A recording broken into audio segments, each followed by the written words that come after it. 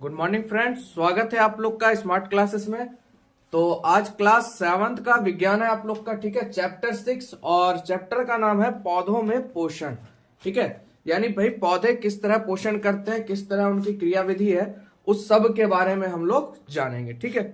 चलिए देखिए, कहता है सजीवों को जीवित रहने के लिए या जीवन संबंधी अनेक क्रियाएं करने पड़ती है। इसके लिए ऊर्जा की जरूरत होती है जो पोषक तत्वों से प्राप्त होती है। सही बात है, दुनिया में जितने भी सजीव हैं या पेड़ पौधे, सभी को जीने के लिए किस चीज की जरूरत है भैया? ऊर्जा की। और ऊर्जा वो किससे प्राप्त करता है? पोषक तत्वों से प्राप्त करता है, ठीक है। अगला है कार्बोहाइड्रेट, प्रोटीन, वसा, खनिज लवण एवं विटामिन मुख्य पोषक तत्व है। जितने भी सजीव हैं सबके लिए ये देखिए क्या को पोषक तत्व है आपका 1 2 3 4 1 5। ये पांचों मेनली बहुत इंपॉर्टेंट है, ठीक है। ये पांचों सभी सजीवों के लिए इंपॉर्टेंट है क्योंकि इतना पोषक तत्व उसके पास होना चाहिए। जिसमें आपका कौन सा हो जाएगा? इसमें आपका कार्बोहाइड्रेट 1 नंबर, दूसरा प्रोटीन, तीसरा वसा, चौथा खनिज लवण और पांचवा विटामिन। ये पांचों पोषक तत्व आपको याद रखना है भैया। पहला क्या है? कार्बोहाइड्रेट, दूसरा क्या आपका वसा, तीसरा क्या खनिज लवण, चौथा क्या आपका वसा और पांचवा आपका प्रोटीन। जैसे हो वैसे उसको याद कर सकते हैं, ठीक है। आगे बात करते हैं। देखिए, पोषण सभी जीवों के विकास, वृद्धि एवं अन्य प्रक्रियाओं के लिए जरूरी है।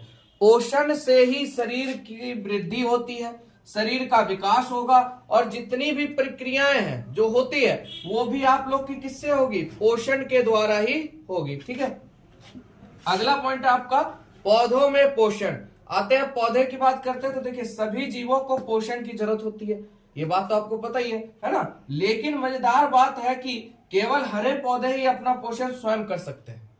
सिर्फ और सिर्फ आपके हरे पेड़ पौधे जितने हैं इन्हीं के पास ऐसी सुविधा भगवान ने दिया है भाई कि ये अपना पोषण स्वयं कर सकते हैं। बाकी सभी जीव अपने पोषण के लिए किस पे निर्भर रहते हैं? पौधे पर निर्भर रहते हैं। जैसे हम लोग मान लीजिए सर्वाहारी, पेड़ पौधे पे भी निर्भर है और जीव पे भी निर्भर है कि नहीं?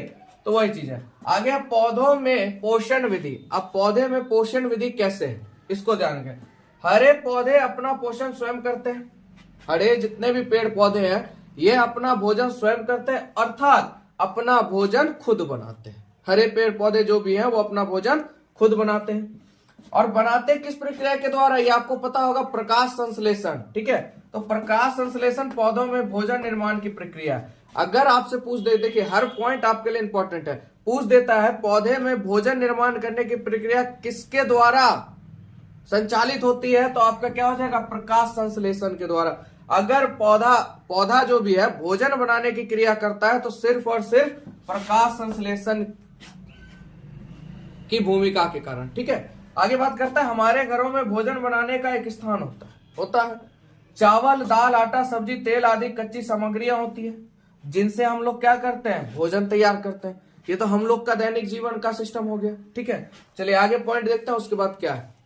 चलिए, तो उसके बाद पौधे भी भिन्न भिन्न माध्यम से अपने भोजन के लिए कच्ची सामग्रियां क्या करते हैं? प्राप्त करते हैं। जिस तरह हम लोग क्या करते हैं, आपको अभी मैंने पॉइंट उसमें क्या था भाई, आलू, दाल, चना, मटर, मसाले, सब चीज का भैया सिस्टम तैयार करते हैं। ठीक उसी तरह पेड़ पौधे भी भिन्न भिन्न माध्यम से अपने लिए सामग्रियों का क्या करते हैं? कच्ची सामग्रियां प्राप्त करते हैं। अब कैसे करते हैं? देखिए, जल एवं खनिज लवण। देखिए, जल एवं खनिज लवण ये किसके द्वारा प्राप्त होता है? इसका स्रोत क्या है? मिट्टी के द्वारा। इसका स्रोत क्या है भैया? मिट्टी के द्वारा। ये आप पेड़ पौधे की कच्ची सामग्री क्या हो गई? जल एवं खनिज लवण। प्राप्त कहां से किया? मिट्टी से। माध्यम क्या बना पेड़ में जाने का? तो जड़ द्वारा मिट्टी से अवशोषण तथा तना एवं शाखाओं के माध्यम से पत्तियों तक पहुंचाया जाता है। नीचे जो आपका जाइलम होता है, जाइलम और फ्लोएम आप लोग जानते होंगे। जड़ में कौन काम करता है? जाइलम। और ऊपर ले जाने का काम कौन करता है? फ्लोएम। ठीक उसी तरह जड़ द्वारा मिट्टी से अवशोषण, जड़ के द्वारा मिट्टी से जो खनिज है, जल है, लवण है, ये किसमें होता है? मिट्टी में होता है। और मिट्टी से जड़ क्या करता है? ये चीज को अवशोषण करता है। और अवशोषण करने के बाद जितनी भी उसकी शाखाएं हैं, है ना, उसके माध्यम से पत्तियों तक पहुंचाने का काम करता है, ठीक है। अगला है भैया कच्ची सामग्री। इसकी क्या है? Carbon dioxide. स्रोत क्या है इसका मिलने का? भैया वायुमंडल से मिलता है कार्बन डाइऑक्साइड। इसका काम क्या है? पत्तियों पर स्थित सूक्ष्म रंध्र। रंध्र का मतलब समझते हैं, स्टोमेटा है ना। पत्तियों पर स्थित जो सूक्ष्म रंध्र होते हैं वो काम किसके द्वारा हो रहा है? वायुमंडल से प्राप्त किसके द्वारा? Carbon dioxide. ठीक है, चलिए, जिस प्रकार हमें भोजन पकाने के लिए ईंधन से ऊर्जा की आवश्यकता होती है, हम लोग भोजन किसके द्वारा बनाते हैं? ईंधन के द्वारा। ईंधन का मतलब क्या होता है? ईंधन का मतलब है कि कोई भी चीज दहन होने के बाद क्या होना चाहिए भैया? धुआं देना चाहिए, है ना। जलने पर क्या होना चाहिए? कार्बन डाइऑक्साइड निकलना चाहिए। तो ईंधन वही हो गया। तो ईंधन की जरूरत होती है, और वैसे ही पौधे को भी सूर्य की रोशनी से ऊर्जा प्राप्त होती है। जैसे हमें भैया आग पे सिका के खाते हैं, या मान लीजिए बिजली वाला सिस्टम चल गया, चूल्हा, उस पर बना के खाते हैं, तो हीट तो लाता है ना, ऊर्जा तो हो रहा है। उसी तरह पौधे जो है उनको अपने भोजन के लिए किसकी भैया किसकी जरूरत है? सूर्य की रोशनी की जरूरत है। पौधे की हरी पत्तियों का हरा रंग उनमें उपस्थित हरे वर्णक के कारण होता है। ये बहुत जबरदस्त पॉइंट है आप लोग का, और बहुत सारे एग्जाम में पूछा जाता है। एक चीज बताइए, ये जो पौधे के अंदर हरी पत्ती होते हैं, ये हरी पत्ती का रंग हरा किसके कारण होता है? तो हरे वर्णक के कारण होता है। किसके कारण? हरे वर्णक के कारण। और इसी हरे वर्णक को ही क्लोरोफिल कहते हैं। इसी हरे वर्णक को क्या कहते हैं बाबू? क्लोरोफिल कहते हैं। ठीक है, आगे बात करते हैं। सूर्य की ऊर्जा का संग्रह करने में क्लोरोफिल क्या करता है? पत्तियों की सहायता करता है। सूर्य की ऊर्जा को संग्रह करने में, यानी उसको भैया जमा करने में क्लोरोफिल क्या करता है? पत्तियों की मदद करता है ना। अब पौधे द्वारा इस ऊर्जा का उपयोग, जो पौधे ये चीज ऊर्जा लेते हैं, इसका उपयोग किसमें? जल और कार्बन डाइऑक्साइड की सहायता से क्या निर्माण करते हैं? खाद्य संश्लेषण में होता है। ठीक है, और ये खाद्य संश्लेषण सूर्य के प्रकाश से प्राप्त ऊर्जा से होता है। जो खाद्य संश्लेषण की क्रिया होती है, यह सूर्य से प्राप्त प्रकाश, है ना, सूर्य के प्रकाश से प्राप्त ऊर्जा से होती है। अतः इस प्रक्रिया को ही प्रकाश संश्लेषण कहते हैं, और इसी प्रक्रिया को ही हम लोग क्या कहते हैं? प्रकाश संश्लेषण। और थोड़ा डिटेल में देखेंगे प्रकाश संश्लेषण, क्योंकि अभी और है। ये तो हो गया मतलब पत्तियों के हिसाब से। अब इसका बाय डायग्राम भी देखेंगे हम लोग। ठीक है, जैसे मान लीजिए, अगर आप समझिएगा, जैसे पेड़ है भैया, है ना, ये पेड़ हो गया, ये सूर्य का प्रकाश हो गया, तो सूर्य की रोशनी यहां से जाएगी। ये यहाँ पे मिट्टी हो गया, है ना, ये जड़ है। अब यहाँ पे क्या किया हमने भैया? पानी डाला यहाँ। ये पानी मिट्टी सोखेगा। सोखने के बाद अब ये जड़ क्या करेगा? इसको अवस्थित करेगा। वायुमंडल से जो भी चीज है आपका, CO2 है या जो भी है, ये पेड़ क्या करेगा? उसको लेगा, है ना, यहां से लेगा। सूर्य का प्रकाश, जब ये सारी प्रक्रिया तैयार होगी, तो आपका प्रकाश संश्लेषण का काम शुरू हो जाएगा। ठीक है, किसका काम शुरू हो जाएगा? प्रकाश संश्लेषण का काम शुरू हो जाएगा। ठीक है, तो देखिए, प्रकाश संश्लेषण के लिए क्लोरोफिल चाहिए भैया। सूर्य का प्रकाश, कार्बन डाइऑक्साइड और जल की आवश्यकता होती है ना। प्रकाश संश्लेषण के लिए भैया क्लोरोफिल, याद रखिएगा। प्रकाश संश्लेषण की प्रक्रिया, क्वेश्चन देखिए बेसिक से ही पूछता है हर चीज। ठीक है, बस यहाँ पे बच्चे को कुछ दिमाग में हट जाता है, क्वेश्चन दिमाग से हट जाता है। कभी कभी क्या होता है, संग्रह में देखिए, प्रकाश संश्लेषण की प्रक्रिया के लिए इनमें से कौन सा सही है। अब प्रकाश संश्लेषण की क्रिया होने के लिए क्या क्या चाहिए? क्लोरोफिल चाहिए, सूर्य का प्रकाश चाहिए, कार्बन डाइऑक्साइड चाहिए, और क्या चाहिए? जल चाहिए। अब ऑप्शन में ये भी दिया हुआ है, और ऑप्शन में क्या करता है? खनिज लवण, कार्बन डाइऑक्साइड, ऑक्सीजन, CO2। तो 4 ऑप्शन इसी तरह फंसाते हैं। तो इसी वजह से बेसिक बढ़िया होना चाहिए, तो आपका वहां पे स्कोर बढ़िया होगा। ठीक है, तो प्रकाश संश्लेषण के लिए बाबू क्या चाहिए? क्लोरोफिल, सूर्य का प्रकाश, कार्बन डाइऑक्साइड और जल की आवश्यकता होती है। ठीक है, चलिए आगे और भी पॉइंट है, देखते हैं। अब देखिए आगे जो है, पत्तियों की क्लोरोफिल वाली कोशिकाएं क्या करते हैं? सूर्य के प्रकाश से मिलने वाली ऊर्जा की सहायता से CO2 एवं जल का उपयोग कर क्या करती है? कार्बोहाइड्रेट का संश्लेषण करती है, जिसको आप ग्लूकोज भी शायद कह सकते हैं। ठीक है, साथ ही इस प्रक्रिया में ऑक्सीजन क्या होती है? मुक्त होती है। प्रकाश संश्लेषण की क्रिया में क्या होती है भैया? ऑक्सीजन मुक्त होती है। अब देखिए कैसे, ये आपका बाहर से लिया गया क्या चीज आपका अभिकारक में? CO2 यानी कार्बन डाइऑक्साइड, और साथ में बाहर से क्या लिया? जल। और जल, ये दोनों मिलने के बाद भैया अब उसको क्या चाहिए? सूर्य का प्रकाश। और उस सूर्य के प्रकाश के कारण वो किस चीज का निर्माण कर लेता है? पेड़ पौधा क्लोरोफिल का। अब क्लोरोफिल का जब निर्माण हो जाता है तो भैया कार्बोहाइड्रेट को क्या कर लेता है? संश्लेषण कर लेता है, और उत्पाद में बाद में क्या दे देता है? हम लोग को ऑक्सीजन बाहर दे देता है। ठीक है, तो ये आपका C6H12O6 क्या हो गया? कार्बोहाइड्रेट। ठीक है, तो प्रकाश संश्लेषण के उत्पाद में हमने देखा, उत्पाद में हमको दो चीज देखने को मिल रहा है, एक मिल रहा है C6H12O6 और एक मिल रहा है O2, यानी कार्बोहाइड्रेट और साथ साथ में क्या मिल रहा है हमको, ऑक्सीजन, है ना, कार्बोहाइड्रेट और ऑक्सीजन। ठीक है, इस प्रक्रिया द्वारा बने कार्बोहाइड्रेट का उपयोग या तो कोशिका द्वारा तुरंत होता है या वह अघुलनशील मंड स्टार्च, है ना, चिपचिपा पदार्थ जैसा होता है, के रूप में संग्रहित हो जाता है, स्टार्च के रूप में संग्रहित होता है, या तो तुरंत उपयोग में कर लेगा या तो स्टार्च के रूप में उसको संग्रहित कर लेता है। कुछ कार्बोहाइड्रेट वसा और प्रोटीन के संश्लेषण में भी काम आता है। ठीक है, और इस प्रक्रिया में विमुक्त ऑक्सीजन पत्तियों के रंध्रों के माध्यम से कहां चलता है, वायुमंडल में पहुंच जाता है। जो पत्तियों का स्टोमेटा होता है, यानी छोटे छिद्र जो होते हैं पत्ती के ऊपर, देखें रेशा जो होता है, उसके द्वारा ऑक्सीजन मुक्त होता है और वायुमंडल में पहुंच जाता है। यानी कहने का सीधा मतलब है, हमें जो ऊर्जा प्राप्त होती है उसका मूल स्रोत क्या भैया, सूर्य है। पूरी दुनिया को अगर ऊर्जा देने का काम किसका है तो भैया सूर्य का, है ना, सूर्य का महत्व बहुत ज्यादा है। ठीक है, चलिए आगे बढ़ते हैं ऑक्सीजन के बारे में। तो आपको तो पता है ऑक्सीजन जितने भी सजीव हैं, पेड़ पौधे हैं, सजीव के साथ साथ पेड़ पौधे, सभी को ऑक्सीजन की क्या होती है, आवश्यकता होती है कि नहीं। श्वसन क्रिया के लिए ऑक्सीजन का होना अनिवार्य है।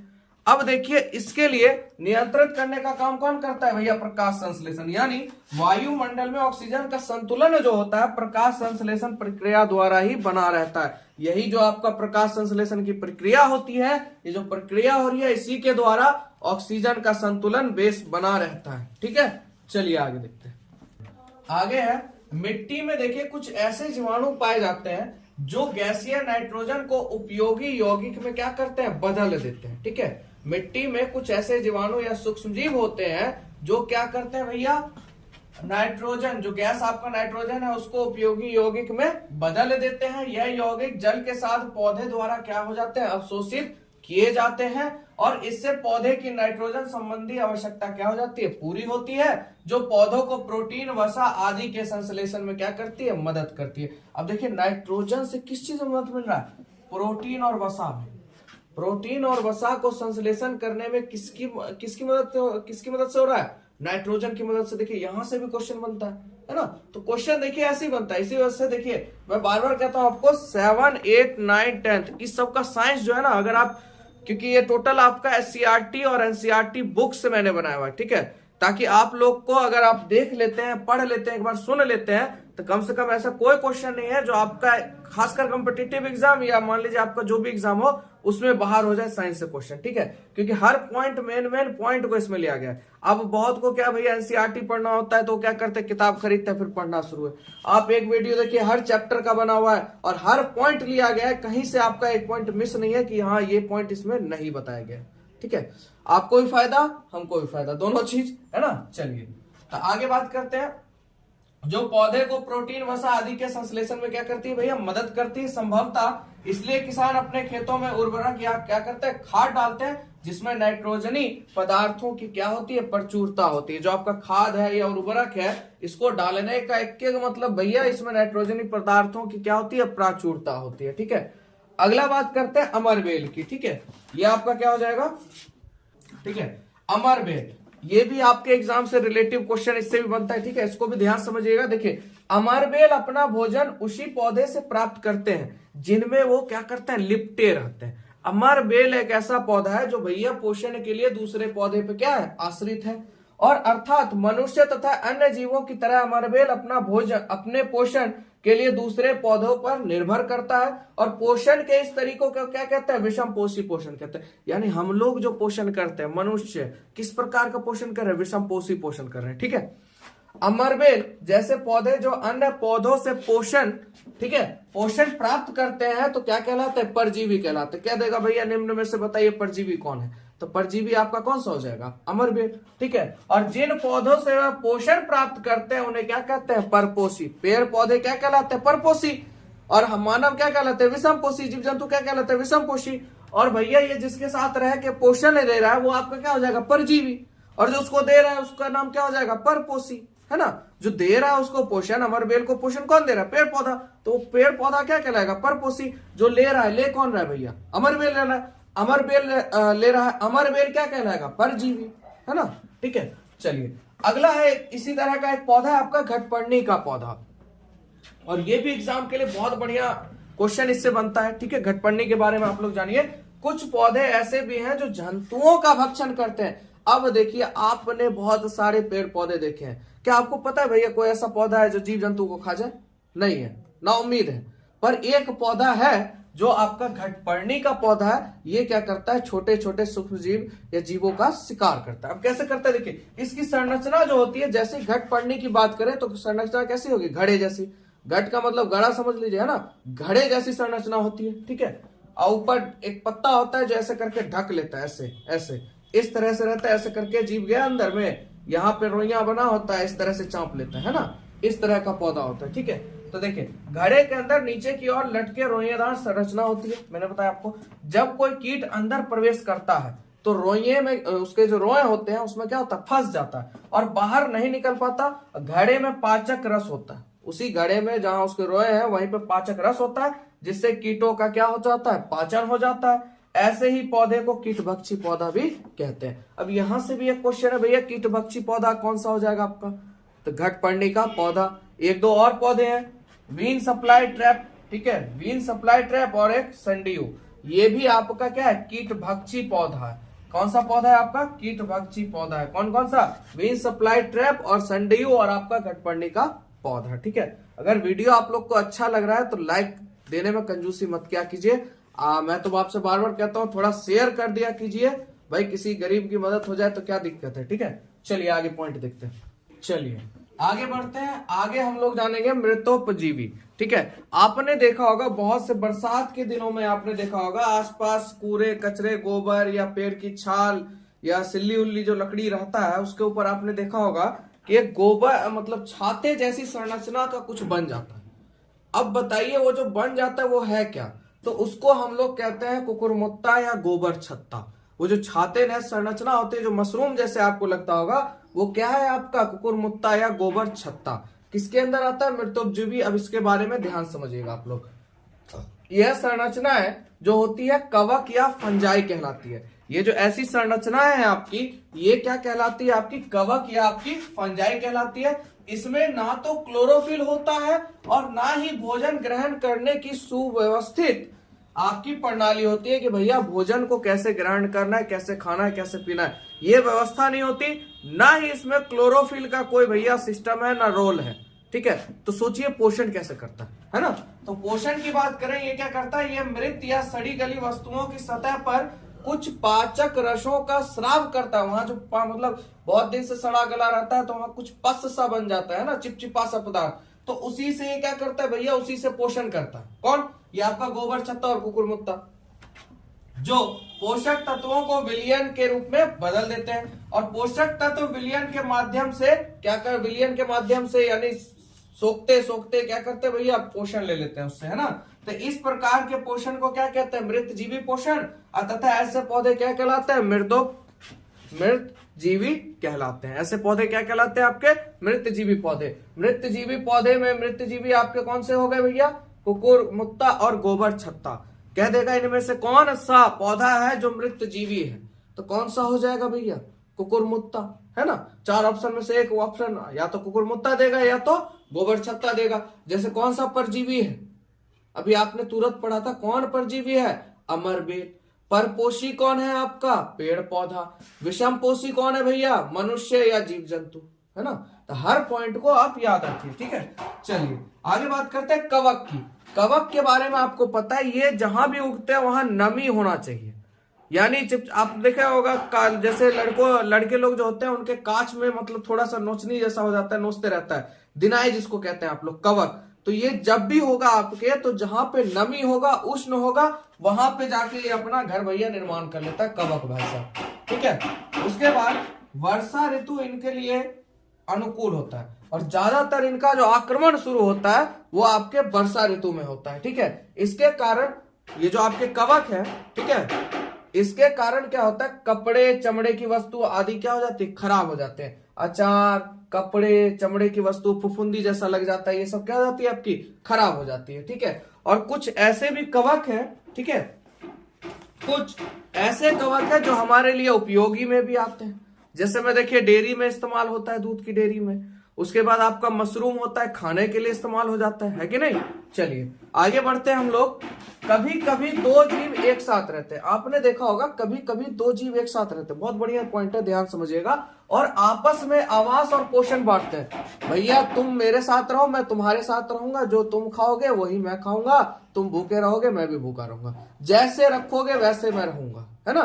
दोनों का आपस में योग जबरदस्त है और एक दूसरे को लाभ पहुंचाते हैं। कौन है भैया ये? लाइकेन में शैवाल और कवक के बीच ऐसा ही संबंध होता है। लाइकेन में शैवाल और कवक के बीच ऐसा ही संबंध होता है दोनों के साथ, ठीक है। उसके बाद शैवाल में क्लोरोफिल होता है, वह अपना भोजन क्या करता है? स्वयं बनाता है, ठीक है। और कवक उससे पोषण प्राप्त करता है। अब भैया यहाँ देखिए शैवाल में क्लोरोफिल है, वह अपना भोजन स्वयं बना रहा है, और कवक क्या कर रहा है? उससे पोषण प्राप्त कर लेता है ना। और बदले में शैवाल को क्या दे देता है? जल, पोषक तत्व और रहने का स्थान उपलब्ध कराता है।